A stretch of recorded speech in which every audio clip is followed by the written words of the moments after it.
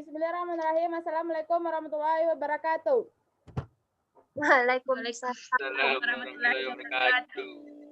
Bagaimana kabarnya Ananda semuanya?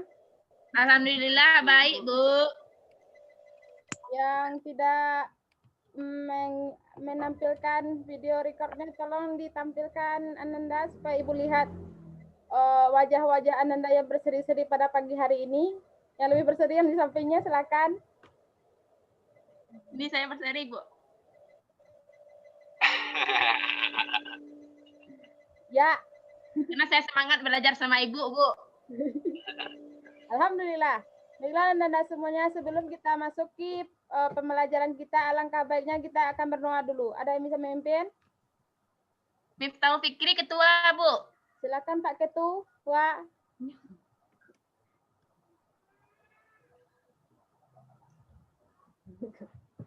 Baiklah. Aktifkan kameranya dulu, teman-teman. Sudah, teman. Belum, Nadia, Mega Muyanti belum.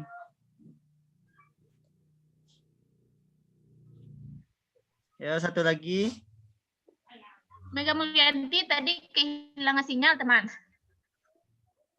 Oh, di mana hilangnya? Bismillahirrahmanirrahim. Sebelum kita belajar, alangkah lebih baiknya kita berdoa terlebih dahulu. Berdoa dimulai.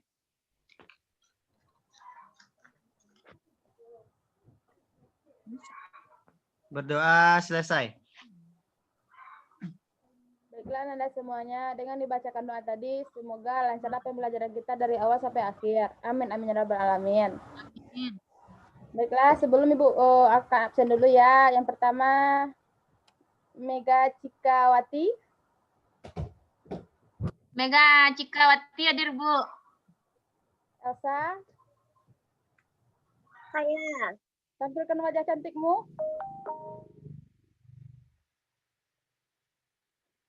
Selanjutnya Miftahul Fikri. Hadir, Bu. Saya Maulana.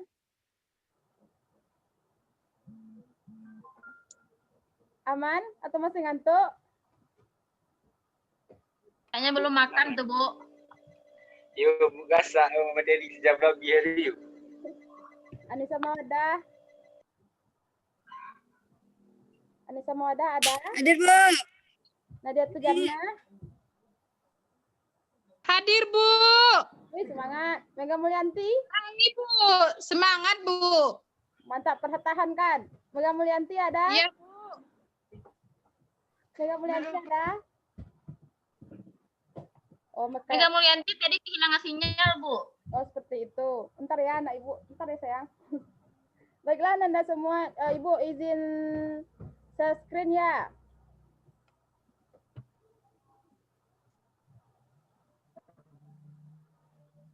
Mana gue baca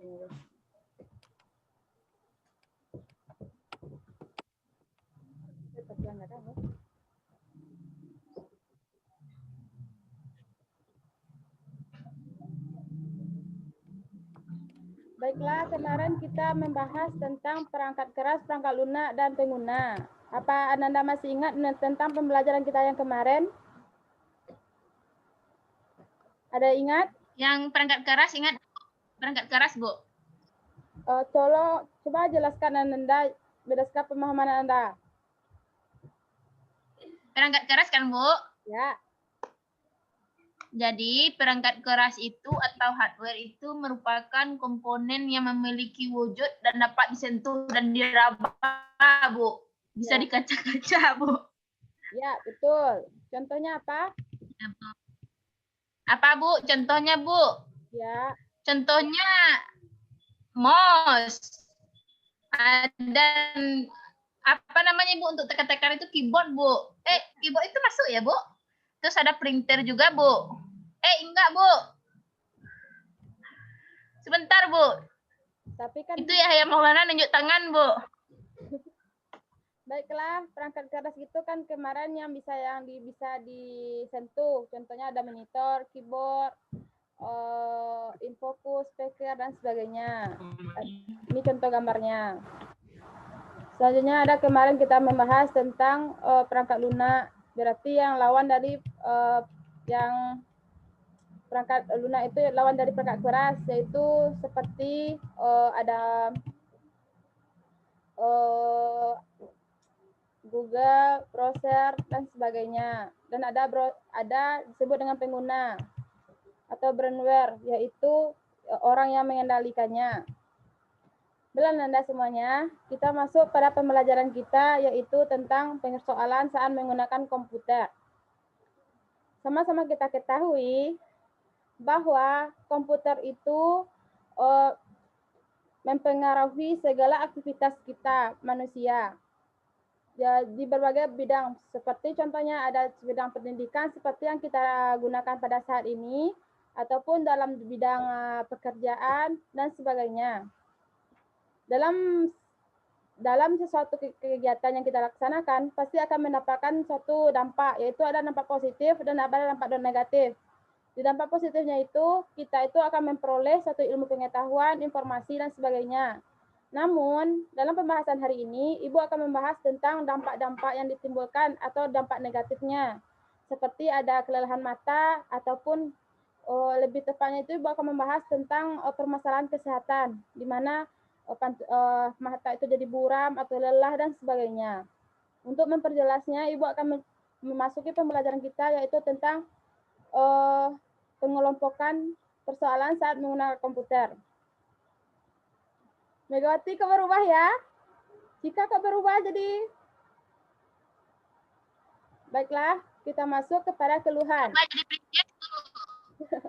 Baiklah, pokoknya didengarkan ya. Didengarkan kok, Bu.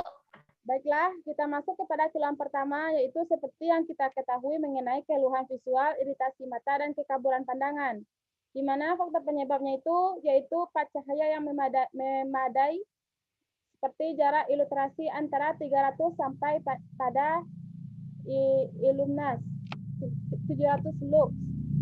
Selanjutnya ada faktor penyebabnya yaitu definisi karakter yang jelek, di mana saran penyelesaiannya itu yaitu mengendalikan adanya pantulan dan kilauan, gunakan kontras atau atur kecerahan serta kontras karakter.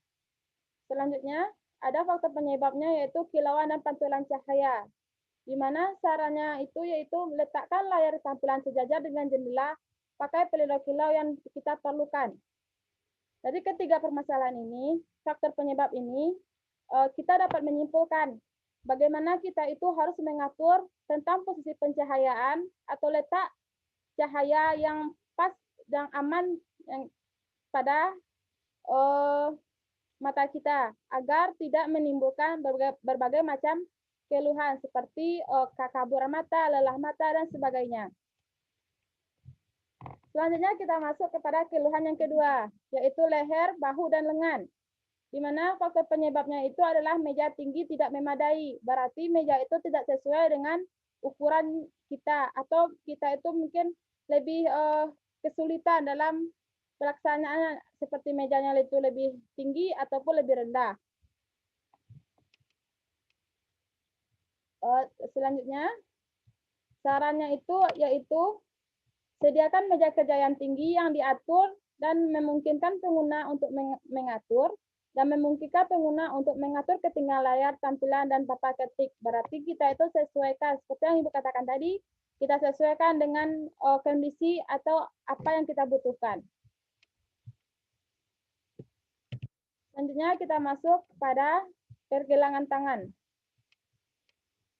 Keluhannya itu seperti pergelangan tangan ini yang faktor penyebabnya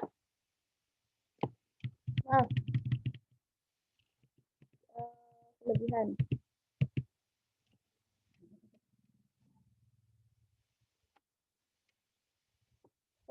Yaitu pergelangan tangan, di mana faktor penyebabnya itu adalah terlalu banyak mengetik, sudut telapak tangan yang tidak sempurna, di mana yang pernah kita itu tidak ada istirahatnya.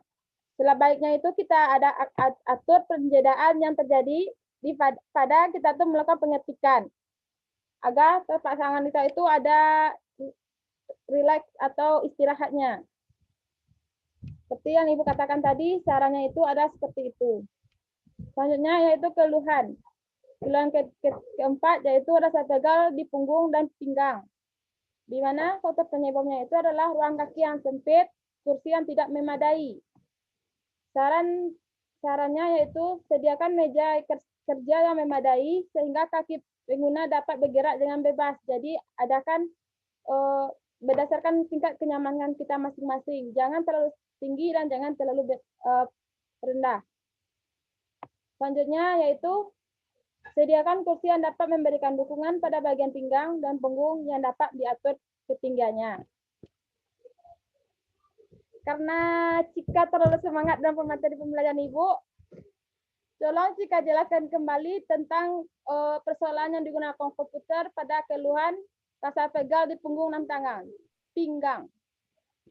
Siapa, Bu? Cika. Mega Cika, Bu? Ya, Mega Cikawati. Baik, Bu. Sebentar, Bu. Ya. Ini dia kembali nih, Bu. Layarnya kembali nih, Bu. Sebentar, Bu. Sebentar, Bu. Maaf, Bu. Sebentar, Bu. Jadi, baiklah. Persoalan saat menggunakan komputer itu ada keluhannya. Yang pertama, di pergelangan tangan. Jadi, di pergelangan tangan itu, faktor penyebabnya itu terlalu banyak mengetik, Bu. Jadi, pergelangan itu tangan itu agak kaku gitu, gimana gitu. Jadi, sudut telapak tangan tidak sempurna, Bu. Nah, pemecah dan untuk solusinya berhenti secara periodik dari pekerjaan mengetik, Bu. Jadi kita itu harus berhenti dulu, Bu. Jangan ngetik-ngetik terus saja terus, Bu. Nah, dan untuk duduknya gunakan kursi, Bu, yang mempunyai sandaran lengan. Jadi kayak gini mungkin ya, Bu ya. Jadi sediakan pula tumpuan pergelangan tangan, Bu. Mungkin kayak gini bisa kayak gini mungkin ya, Bu. Ya, benar. Jadi yang kedua dijelaskan juga, Bu. Baik, nggak apa-apa juga silahkan. Jadi keluhan yang kedua rasa pegal di punggung dan pinggang, Bu. Jadi kalau kita tuh terlalu lama menggunakan komputer itu, Bu, jadi pegal di punggung kita, di pinggang kita, Bu. Jadi faktor penyebabnya itu bisa jadi ruangan yang sempit, Bu, atau kursi yang tidak memadai, dan salah satunya juga cara duduk kita, Bu. Di mana cara duduk kita itu tidak benar dalam menggunakan komputer itu, Bu. Jadi itu sangat berpengaruh, teman-teman. Jadi sarana untuk pemecahannya adalah kita menyediakan meja kerja yang memadai sehingga kaki kita itu dapat bergerak secara bebas dan tidak kaku gitu, Bu. Nah, selanjutnya kita sediakan kursi yang dapat memberikan dukungan pada bagian pinggang dan punggung. Nah, dapat kita menyandar gitu, Bu, ke belakang gitu, Bu. Sekian, Bu. Ya, benar. Setelah jelas. Terima kasih, Cika. Terima kasih, Bu. Selanjutnya kita masuk kepada memasang komputer secara aman, di mana yang pertama itu adalah memperhatikan pemasangan kabel yang dipasang pada perangkat komputer. Berarti kita itu lihat kondisi atau tempat kita melakukan pemasangan kabel. Apakah di situ tuh lembab atau kering? Kalau lembab itu kan mengakibatkan nanti arus listrik itu konslet, jadi usahakan tempatnya lebih kering. Selanjutnya yang KB yaitu adalah hubungan kabel power dari komputer dengan stop kontak harus dipasang dengan benar. Jadi jangan menggunakan secara asal-asalan. Perhatikan aturan tata cara pemasangan yang benar. Selanjutnya yang C yaitu menggunakan stabilizer sehingga arus listrik yang mengalir stabil. Di mana stabilizer itu merupakan pengaturan terhadap arus listrik secara normal. Selanjutnya, kita masuk kepada perangkat komputer. Jangan letakkan pada bahan yang terbuat dari baja. Jadi, pada perangkat komputer kita itu jangan letakkan seperti koin, seperti aluminium, dan sebagainya. Selanjutnya, kita rapikan kabel, di mana agar kabel itu tidak terhempit ataupun nanti tidak tersepit apapun sebagainya. Karena jika hal-hal yang tidak diinginkan itu terjadi, maka nanti akan terjadi sesuatu yang tidak diinginkan. Selanjutnya, kita masuk kepada jaringan. Jangan biarkan kabel yang terhubung dengan arus listrik dibiarkan lepas. Itu agar tidak terjadinya kebakaran, contohnya kebakaran. Selanjutnya, matikan komputer dan cabut kabel yang bergelantungan. agar aman dari sesuatu yang tidak diinginkan. Selanjutnya kita masuk kepada menggunakan komputer dengan posisi benar, di mana posisi monitor itu kita atur pencahayaan. Pertama adalah posisi monitor, di mana monitor itu harus diletakkan di tempat yang tidak memantulkan cahaya. Selanjutnya, meletakkan monitor itu lebih rendah dari garis horizontal mata. Berarti kita letakkan pada sesuai dengan pencahayaan mata kita atau fokus mata kita. Selanjutnya, atur cahaya monitor agar tidak terlalu gelap dan terang. Berdasarkan penglihatan kita. Ada yang kalau ibu pribadi 25%. Jangan sampai Anda letakkan layar pencahayaan itu 100%. Nanti mata Anda akan terasa perih karena terlalu silau. Berarti bisa merusak ke mata itu ya, Bu? Ya, karena kan jika lebih baiknya Ananda itu menggunakan kacamata anti radiasi. Baik, Bu. Sebentar, Bu. Mana kacamata anti radiasi ya?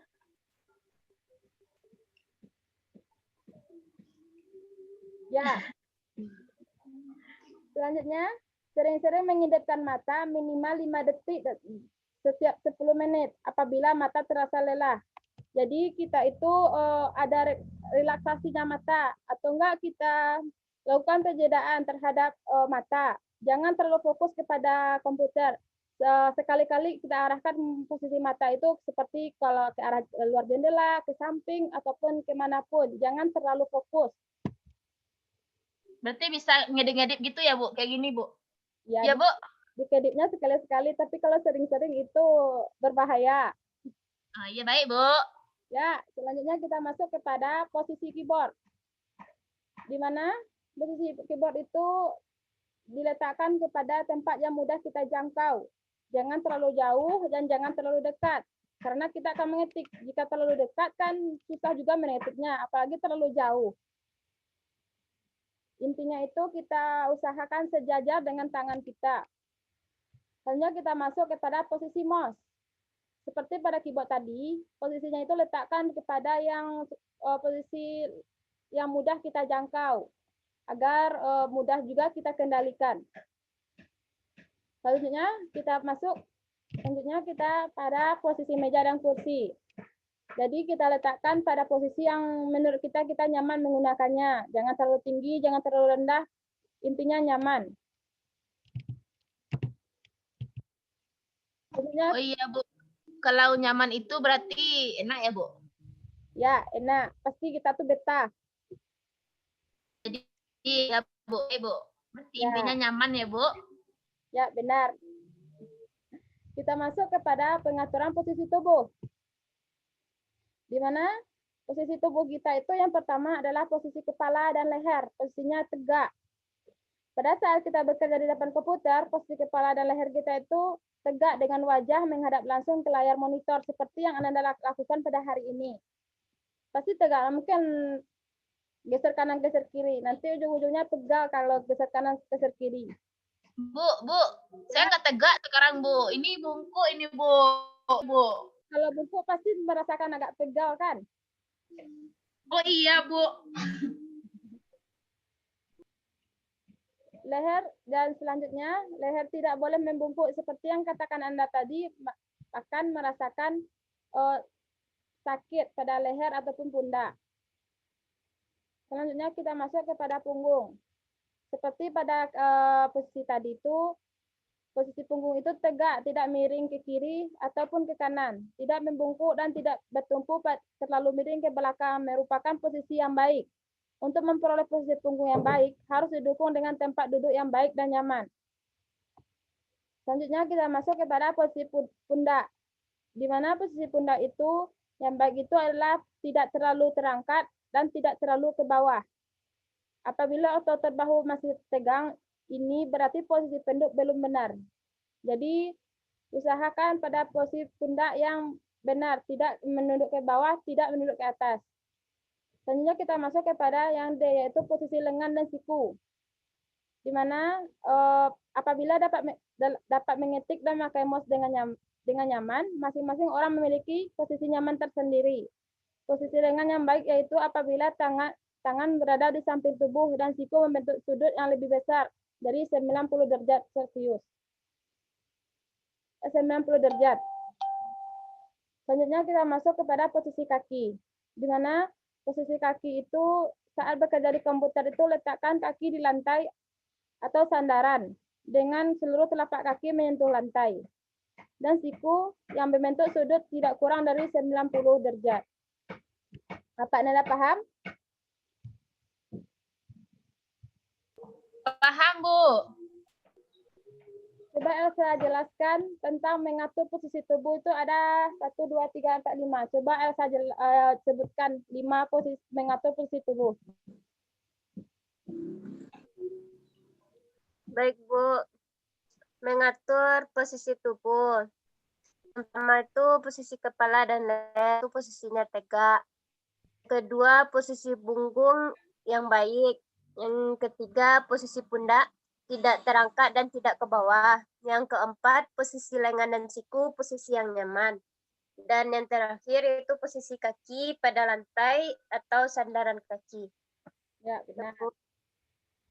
Selanjutnya kita masuk kepada melakukan interaksi atau transfer data, tethering, atau 1, 2, atau lebih perangkat yang berbeda. Di mana kita masuk kepada pengertiannya.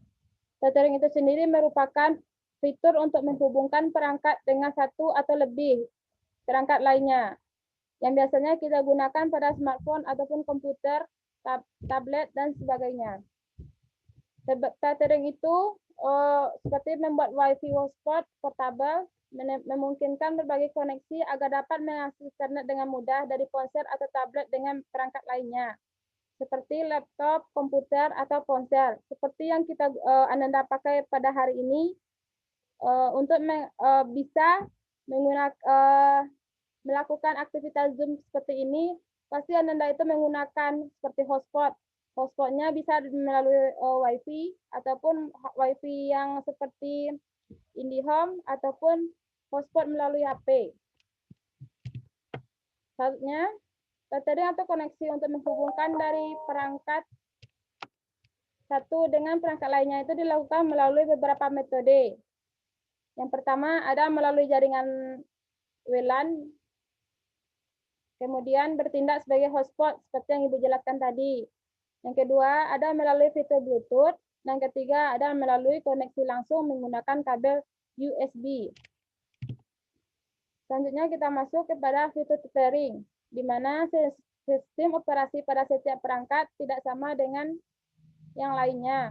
Namun, hampir setiap smartphone modern telah memiliki fitur tethering ini, seperti hotspot yang kita gunakan saat ini.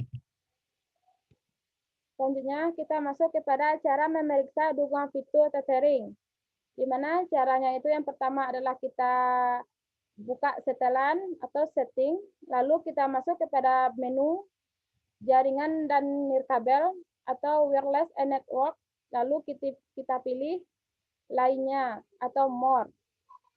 Jika dapat mendukung fitur tethering, maka setelah masuk pada menu tersebut akan melihat menambahkan hotspot portable atau tethering and portable hotspot.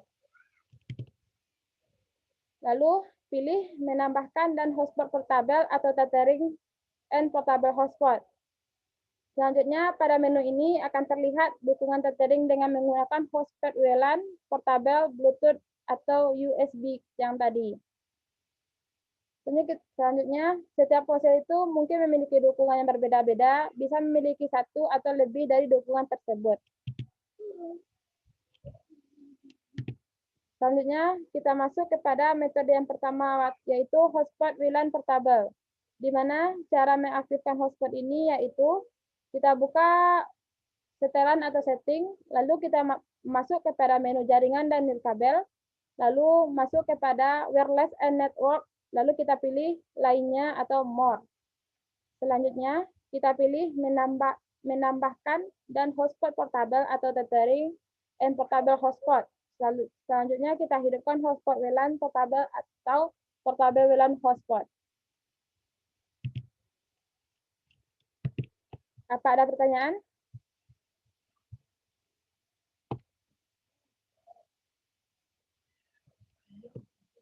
Ada pertanyaan Anda? Atau ada yang ingin ditanyakan?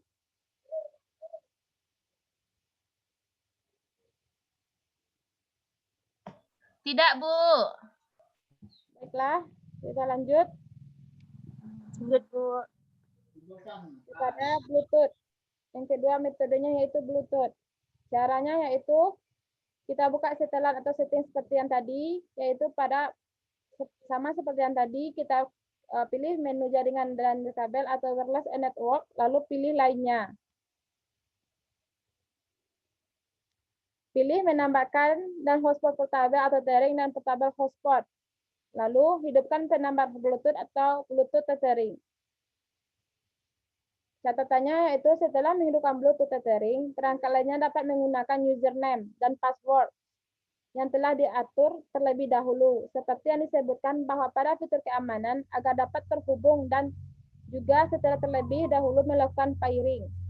Untuk mendapatkan koneksi internet pada perangkat lainnya, buka Bluetooth yang sudah di-pairing tadi dan pilih Connect to Internet. Atau bisa kita klik kanan pada komputer, lalu kemudian kepada gunakan username dan password yang telah kita atur tadi. Selanjutnya, kita masuk kepada USB tethering. Pengaturannya itu hampir sama, namun perbedaannya itu adalah kita itu menggunakan yang tadi kalau yang ini kan pakai Bluetooth. Namun kalau yang ini namanya itu adalah hidupkan penghambat USB atau USB tethering, lalu sambungkanlah kabel USB dengan perangkat seperti komputer dan laptop agar terhubung dan langsung dapat mengakses ke internet. Lalu selanjutnya yaitu fitur keamanan tethering WLAN hotspot Bluetooth. Caranya yaitu kita buka setelan atau setting, lalu pada menunya itu kita klik jaringan dan nirkabel atau wireless and network, lalu pilih lainnya atau more. Pilih menambahkan dan hotspot portable atau tethering and portable hotspot. Lalu siapkan hotspot WLAN atau set WLAN hotspot. Selanjutnya nanti akan kita klik nama jaringan sesuai dengan apa yang kita inginkan, seperti nama kita sendiri. Selanjutnya kita klik kata sandi sesuai dengan kita inginkan, yang tentunya yang mudah kita hafal. Selanjutnya jika selesai maka ketuk simpan untuk menyimpan pengaturan lainnya. Terima kasih. Ada pertanyaan?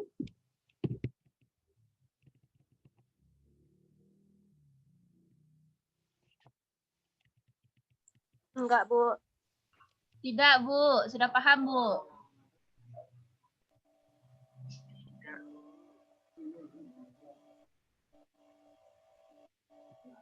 Kalau sudah paham, Ibu akan bertanya kepada Yahya Maulana.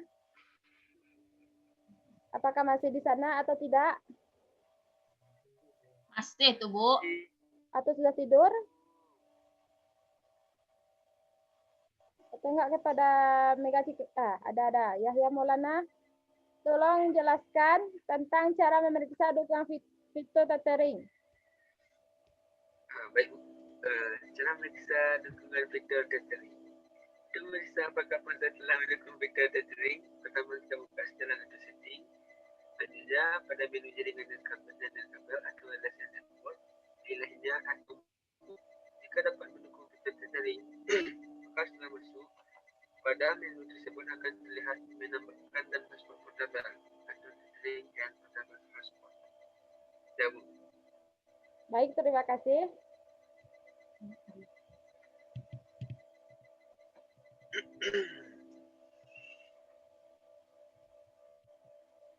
Baiklah Anda semuanya, jika sudah paham, Ibu akan memberikan sebuah latihan yang sudah Ibu kirim kepada lewat Classroom. Silakan dibuat, jangan sampai lupa, apalagi menyontek. Kemarin kok hasil punya si Cika sama si Mega hampir sama jawabannya kemarin. Kenapa itu? Coba jelaskan. Mega nyontek sama Cika, Bu. Kenapa nyontek? Nggak tahu, Bu. Katanya dia nggak tahu mau ngisi apa, Bu. Jadi dia nyontek sama Cika, Bu.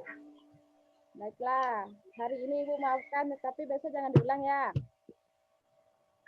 Iya, Bu. Baiklah Bunda semuanya, jika tidak ada lagi pertanyaan dan jawab tugas Ibu sudah Ibu berikan, maka Ibu akan mengakhiri pembelajaran kita pada siang hari ini. Jika ada kata Ibu salah, Ibu minta maaf. Ibu akhiri dengan Assalamualaikum warahmatullahi wabarakatuh. Waalaikumsalam warahmatullahi wabarakatuh. Minal aidin wal faizin, Bu. Ya.